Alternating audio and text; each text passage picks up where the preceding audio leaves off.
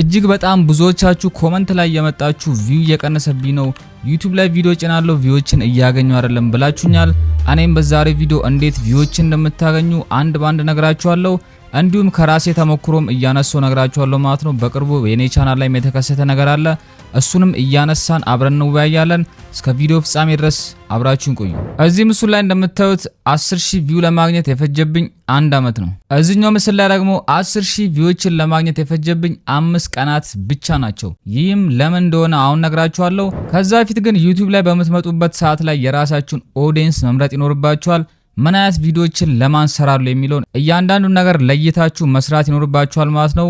ከኔ ቻናል ምሳሌ ስነሳ እንደምታዩት ባለፉት ወራት ውስጥ እጅግ በጣም የወረደ ቪው ነበር እያገኘ ነበረው። ምክንያቱም እየሰሯቸው የነበሩት ቪዲዮዎች የኤአይ ኮንተንቶች ነበሩ።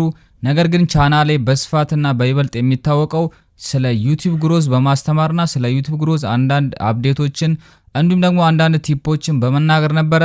ነገር ግን እነዚህን ቪዲዮዎች በመሰራበት ሰዓት ላይ እጅግ በጣም ቪው ወረደ ማለት ነው። የሚሆነበት ምክንያት እንግዲህ እንደነገርኳችሁ ቻናሌ በብዛት ያሉት ኦዲየንሶች ስለ ዩቲዩብ ግሮዝ፣ ስለ ዩቲዩብ አዳዲስ ነገሮችን መስማት የሚፈልጉ ናቸው። እነሱ ይህንን በሚጠብቁበት ሰዓት ላይ እኔ የኤአይ ኮንተንቶችን መስራት ጀመርኩኝ። ለዛም ነበረ ቪዲዮቼ ቪው የቀነሰብኝ። ስለዚህ እኔም ለእናንተ ያለኝ ምክር ምንድነው ካላችሁኝ ዩቲዩብ ላይ በምትመጡበት ሰዓት ላይ መጀመሪያ ምን አይነት ቪዲዮችን መስራት አለብኝ የሚለውን ለይታችሁ ማወቅ ይኖርባችኋል። የራሳችሁን ኒሽ ከመረጣችሁ በኋላ ብትችሉ ሰብ ኒች ብታዘጋጁ አሪፍ ነው። ለምሳሌ ስለ ኤአይ የምትሰሩ ከሆነ ኤአይ እጅግ በጣም ሰፊና ብሮድ የሆነ ኒሽ ነው። ስለዚህ ስፔሲፊክ የሆነ ኒች ወይም ደግሞ ሰብ ኒች መረጣችሁ መስራት ይኖርባችኋል። ለምሳሌ ጄን ኤአይ ወይም ደግሞ ጄኔሬቲቭ ኤአይ ላይ ብቻ መስራት ትችላላችሁ። ከዛም አልፋችሁ ደግሞ ከጄኔሬቲቭ ኤአይ ውስጥ ኢሜጅ ጄኔሬሽን ብቻ መውሰድ ትችላላችሁ። ወይም ደግሞ ቪዲዮ ጄኔሬሽንን ብቻ ወስዳችሁ እዛ ላይ ቪዲዮችን መስራት ትችላላችሁ። እጅግ በጣም ብዙ አይነት ቪዲዮችን መስራት ትችላላችሁ። እናም አሁን ልላችሁ የምፈልገው ኒቻችሁን መርጣችሁ ከቻላችሁ ሰብ ኒቹን መርጣችሁ እዛ ላይ ስፔሲፊካሊ ቪዲዮችን መስራት ይኖርባችኋል።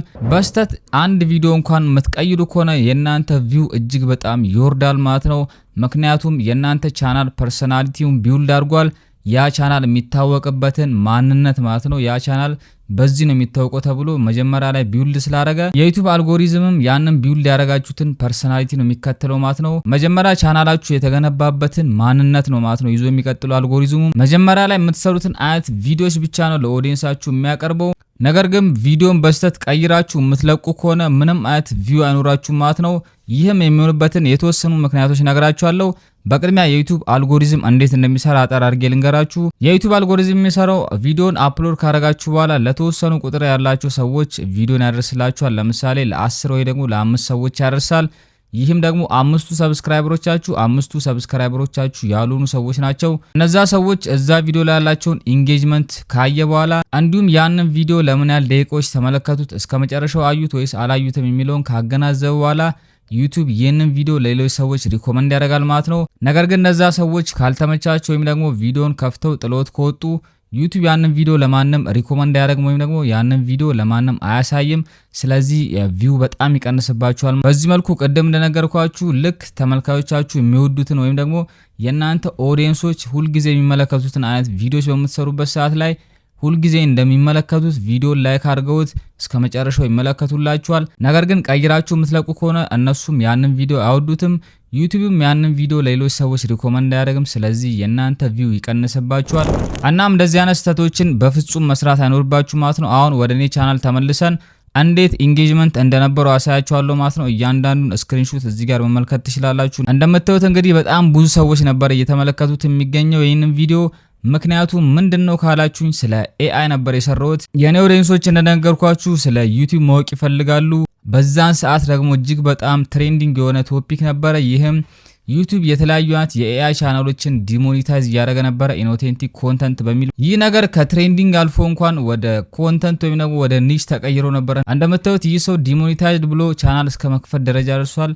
ምን ያህል ትሬንዲንግ እንደሆነ መመልከት ትችላላችሁ። እኔም ይህን ነገር ካየሁት በኋላ ከኔ ኦዲየንሶች ጋር በሚሄድ መልኩ አዘጋጀሁት። እናም ይህ ቪዲዮ ባለፉት ወራት ውስጥ ከለቀቅኳቸው ቪዲዮዎች በላይ በጣም እንደሚታይ እርግጠኛ ነበርኩኝ። ተምኔሉ ላይም ትንሽ ተጠበበ ማለት ነው ተምኔል ዲዛይነሬ። በዚህ አጋጣሚ ተምኔል ማሰራት የምትፈልጉ ከሆነ እጅግ በጣም ጎበዝ ልጅ ነው። ዩዘር ኔሙን እዚህ ጋር ጽፍላችኋለሁ ገብታችሁ ኮንታክት ማድረግ ትችላላችሁ። ስለ ተምኔል ዲዛይነሬም ሌላ ቪዲዮ ሰራላችኋለሁ ማለት ነው። አንድ ቪዲዮ ሙሉ ሰራለሁ ብዬ አስቤያለሁ። እስከዛው ግን ተምኔሎችን ማሰራት የምትፈልጉ ከሆነ እጅግ በጣም ጎበዝ ልጅ ነው። ገብታችሁ ማሰራት ትችላላችሁ። እሱ ተምኔሉን ሰራልኝ፣ እኔ ሐሳቦቹን ነገርኩት። በመቀጠል ደግሞ ታይትል ማዘጋጀት ነበረ። ለዚህ ቪዲዮ አሪፍ ይሆናል ብዬ ያሰብኩትን ታይትል አዘጋጀው። ከዛም ቪዲዮን ከሰራሁት በኋላ አፕሎድ አረኩት ማለት ነው። አፕሎድ እንዳረኩት እንደምታዩት ኢንጌጅመንቱ ይመስል ነበረ። አናሊቲክሱም እዚህ ጋር አስቀምጬላችኋለሁ። እጅግ በጣም በሚገርም ሁኔታ ነው በጣም የታየው። ስለዚህ እኔ ቻናሌ ላይ የሚታዩትና የማይታዩትን ቪዲዮዎች ቆየው ማለት ነው ከለዩዋቸው። ነገር ግን አንዳንዴ ኤአይ ቱሎችን የምሰራበት ያው ምክንያቱ የታወቀ ነው። እናንተም እንደዚህ አይነት ስህተቶችን መስራት አይኖርባችሁም። ቪው ቀነሰብኝ ምንም እየታየልኝ አይደለም ከማለታችሁ በፊት ምንድነው የሰራሁት ስህተት የሚለውን ወደ ኋላ ተመልሳችሁ ማየት ይኖርባችኋል። ፖፑላር ቪዲዮቻችሁን ተመልከታችሁ ሰዎች ምን አይነት ቪዲዮችን ይፈልጋሉ ወይም የኔ ተመልካቾች ምን አይነት ቪዲዮች ይወዳሉ የሚለውን ነገር እያንዳንዷን ነገር አጥነታችሁ መዘጋጀት ይኖርባችኋል። ስለዚህ ቪዲዮ በምትሰሩበት ሰዓት ላይ እነሱ በሚፈልጉት አይነት አርገታችሁ የምትሰሩ ከሆነ እናንተን የማይመለከቷችሁ ምንም አይነት ምክንያት የለም ማለት ነው። ቪው ቀነሰብኝ ብላችሁ የምታማሩበትን ምክንያት አይኖርም። ሌላው ትልቁ ምክሬ ደግሞ ዩቲዩብ ላይ እናንተ የምትፈልጉትን ሳይሆን ሰዎች የሚፈልጉትን ቪዲዮዎች ነው መስራት የሚኖርባችሁ። እናንተ ስሜታችሁን ተከትላችሁ የምትፈልጉትን አይነት ቪዲዮ ብትሰሩ ከሆነ ሰዎች ያንን ቪዲዮ ማይወዱት ከሆነ ቪው አይኖራችሁም። ስለዚህ ሰዎች ምን ይፈልጋሉ የሚለውን በቅድሚያ ታያላችሁ።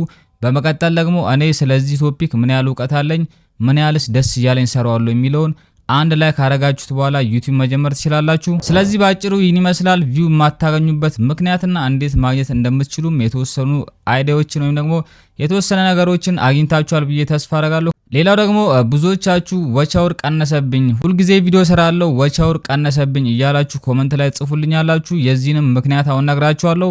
ወቻውር የሚቀንስበት ዋነኛው ምክንያት ምንድነው ካላችሁኝ ዩቲዩብ ላይ ቪዲዮ መጫን ከጀመራችሁበት ሰዓት አንስቶ 1 አመት ወይም ደግሞ 12 ወር ያህል ቪዲዮችን ስትሰሩ ወቻውሩ በትክክል ነው የሚቆጥረው ማለት ነው።